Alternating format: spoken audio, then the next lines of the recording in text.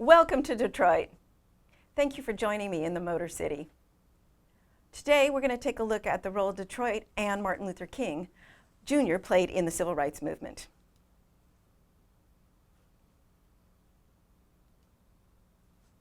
So specifically today I want to cover the March to Freedom, the history that led to that event, some legislation, and of course our overriding theme today will be peaceful protests and actions. Oh my gosh, in this image, if you look as far as your eyes can see, people, everyday people joining in solidarity. They marched toward freedom that Sunday afternoon. As far as, until June 24th, 1963, this was the largest march for civil rights the country had ever seen. The March to Freedom was building steam in the civil rights movement. Now, we tend to focus on the leaders of movements, rightly so, like Martin Luther King Jr., because he was a very powerful figure, and we are here today to celebrate the work that he did. But let's take a moment to reflect on how many people are needed to affect change. Remember that last slide, as far as your eyes could see, people. And that's how peaceful marches and protests affect change.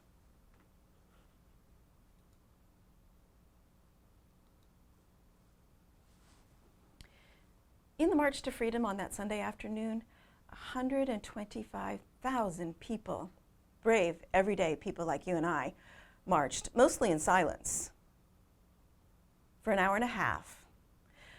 About another 12,000 people lined the sidewalks on either side of the marchers, observing and being in solidarity. In silence, I said. We're going to come back to the reason for that in a bit. But think about how powerful marching, that many people, marching for that long in silence. That's a huge message. The march that day ended here at Cobo Hall. The hall holds about 25,000 people, but remember 125,000 people were marching, so most folks had to hang out outside to listen to the speeches. Powerful, powerful day. And speaking of power, do you know what Martin Luther King Jr.'s superpowers were? That's right, his ability to lead and inspire. And of course, his voice and his skill with words, very peaceful tools of protest. Those were his superpowers. That's in part how so many people turned out that day. But remember, he was also joined in Cobo Hall by many prominent leaders in the civil rights movement, in businesses, politicians, and of course, the march wouldn't have happened without all those people like you and I. One thing Detroit can be really proud of is being home to Motown. Motown, a record company, recorded that speech. In fact, it was the first release of a recorded speech to the mass population ever. But that's not the only reason that Detroit can be proud, because 2 months before Martin Luther King delivered his I Have a Dream speech in Washington, D.C., he delivered that same or almost same speech in Detroit, saying, I have a dream that one day, right here in Detroit, that people will be able to buy a house or rent a house anywhere their money can carry them, and that they will be able to get a job. These are two of the influences that led to the march that day. We're going to be looking at housing in a moment, but first, let's thank Motown, not only for the amazing rhythm, blues, and pop music it produced, but for releasing that recording for the general population. Because if only 125,000 people were marching and 25,000 people in the hall, not enough people heard those words. Oh, for those of you, a 45 record is like the 60s version of an MP3. All right, down here, if we look at about 7 o'clock in this image, you see Martin Luther King marching with the people.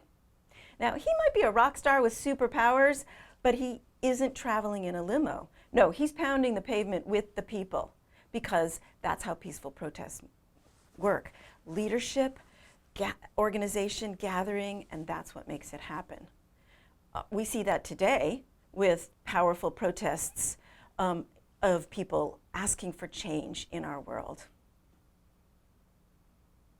But let's go back to the Detroit of the civil rights movement. But why? Why do you suppose they chose that Sunday afternoon, June 23rd? It wasn't any regular Sunday. June 23rd. Well, from June 20th to June 22nd in 1943, violent attacks broke out in the city. At the time, it was called a race riot, but as we look through the past and look at what happened, what we see is largely it was an attack played out by groups of people. Race is involved, and there are many factors that fueled that I'm going to cover. But the violence and the property damage largely centered on what is called Paradise Valley, not here in Phoenix, but in Detroit. It was the unfortunate cause of rumors and false reports, what maybe people might today call fake news, that fueled that damage, hitting hardest the poorest, blackest neighborhood in Detroit, Paradise Valley, ironically enough. Here we can see how mobs get out of control, turning over vehicles, lighting fires, and doing damage. This is the opposite of peaceful protests. In his speech that day, in the March to Freedom, King said, "We must come to see that de facto segregation in the North is just as injurious as actual segregation in the South." At the time, many people believed that racism, segregation, and prejudice was a thing that occurred only in the South. But they were wrong, because that's not the case. As we can see in the North, and by King's speech, de facto segregation was happening. Inequality occurred as far as housing, education, work, and wages. It's an interesting combination because work and wages allows us to buy newer housing in whatever better neighborhoods, whatever that means. And those neighborhoods then generally tend to be tax bases for school districts. So tax base increase the money going to school districts for better education. So these three things work in combination. The North and Detroit engaged in harmful practices, including brutality. Then as now, we see that the police department was part of that. Because during what's called racial riots, police brutality breaks out. What I'd like to draw our attention to today is that in the 60s, 29% of Detroit's population was made up of African American black folks. But only 3% of the police force was comprised by black men. That disparity creates what we call today systemic racism. And it's a problem in a democracy. We ought to have representations in all of our organization. Now it's changing as people get out to vote, right? We could say that structural racism and sexism, when we look at how businesses and our government is run, promotes an unequal representation. So there's still work to be done. Still work to be done. What started in the civil rights movement, we carry on today with people like us. In this image, we see that our current situation has deep roots. Earlier, I talked about this notion of housing. Well, we can see a group of police officers here racially profiling black neighborhoods. So how did that segregation, the de facto segregation that Martin Luther King called it, how did that take place? Well, in 60s Detroit, housing was a problem. Why? And we see protests to that effect. Banks didn't loan to to black folks. Realtors didn't take black families to see houses that were for sale in certain neighborhoods. De facto segregation. In fact, one housing development wouldn't get any funding unless they built this, the 6-foot wall you see here on the left side of the screen. That wall divided the neighborhood so that you had black folks on one side and white folks on the other side. This is de facto segregation. So how did that come about? All right, I'm going to industry now. Ford Motor Company, just one, and I'm not picking on just Ford because it was one of the 10 auto manufacturers in the area. In the 50-odd years between 1914 and 1970, 6 million people moved from the South to northern cities. They were trying to escape poverty, racism, lynching, violence. In Detroit, that was led by the auto industry and the subsequent airplane manufacturing that occurred during World War II. Both of those industries offered well-paid work, at least in theory. The problem was that immigrants from far and wide were in competition for those jobs, and the better paying jobs went to white folks. The poorest conditions, working conditions, and the lowest paid went to the black folks. That created some problems. Working conditions, though, have always been a problem with large groups. As we can see here, in 1937, demonstrations for better working conditions occurred as workers united in peaceful protests to say, this is wrong. We need representation about our labor, how much we get paid, how many hours we work, the care for accidents, health care, and the like.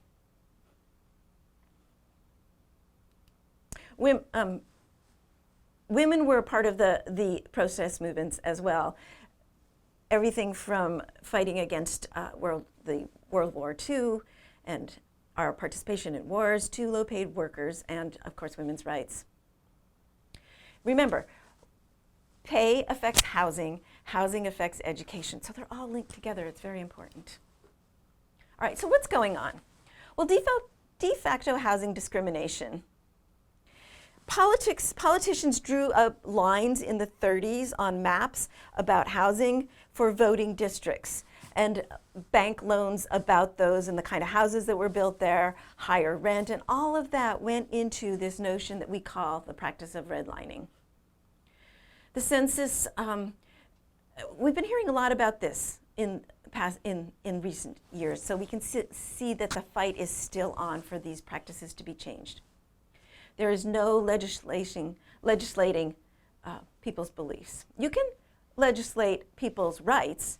There wasn't legislation about housing and work at the time, and those peaceful protests we see led to that. This image shows the move that groups of white folks had against the integration. So Sojourner Truth Project was protested by white folks in 1942. White folks didn't want black folks moving into and having integrated neighborhoods during that time. So you see, even though it's believed that that was a part of the South, the North also engaged in that. The history has deep, deep roots. So marching for housing was really important. But why was housing such an interest? And it's not just totally about race. It's also, there's some other factors. So here's one of them. The Chrysler Freeway project. So in 1959, the project was started. You know that it's got to have been in the works since before that, right? But what they wanted to do was build a freeway to help people get around faster. Remember, this is Motor City. Yes? So what the freeway project did is it demolished one of the oldest neighborhoods in Detroit. The city could have improved that 20-year-old neighborhood, but demolished it instead. We need a freeway. Nothing wrong with progress. What's wrong is when people's homes, businesses, and churches are destroyed in the name of progress. So in this image, what we see is on the left-hand side, we see that black bottom neighborhood. And then we see the result of the freeway. Can you imagine your own neighborhood being destroyed? Now what happened there is people were displaced from their homes. oftentimes with only 30 days of notice to get out to make way for the destruction. The folks in that neighborhood did not get a voice in the decision. And with de facto segregation and a lack of housing and competition, the stakes were very high, very difficult. These are some images of the houses that were destroyed. You see that they were built without benefit of a lot of the updated things that we have, like smart homes and computers, electricity, indoor plumbing, and the like. So the homes were old, but infrastructure could have put money into rebuilding them or social support to help those displaced. That didn't happen. Martin Luther King had a dream that people would live together, that they would play together, join hands. This is a part of his speech, that justice would roll down like waters and righteousness like a mighty stream. The dream continues, right? He learned from our founding fathers about equality and justice and the pursuit of happiness, life and liberty, so important. All right. In 1964, the Civil Rights Act outlawed unequal voter registration, segregation of schools, employment, and public accommodation. The marches of 63 led to this act. So in some sense, overcoming these problems was on its way. But 4 years later, we got the Fair Housing Act in 1968. Remember, we can legislate actions and behavior, but not beliefs. As we see today, some things stay the same. And there's much to do. Remember, earlier I said everyday people like you and I. So let's take a look at what we actually can do. These are images of the art that people of the 60s engaged in. Art is therapy and it's political. So just like Martin Luther King's superpower was his voice and speaking and leadership, artists have a superpower. Maybe you're an artist. Maybe you want to create a mural. And look what art can do. Remember that wall that divided the neighborhood? Well, the parts that are still standing today have been taken back by people who send a message of hope and unity by painting on it. The neighborhoods are no longer divided as they were back then. Here's another way that we can affect change. Whatever it is you want to fight, whatever cause you have, whether it's climate change or women's rights or immigration, your steps to equality matter. You're in control of your beliefs and action. Remember, we can legislate behavior. We can't legislate belief. That's why you're our hope for the future. Thank you for coming to Detroit. Thank you for celebrating Martin Luther King. Thank you for taking up the charge.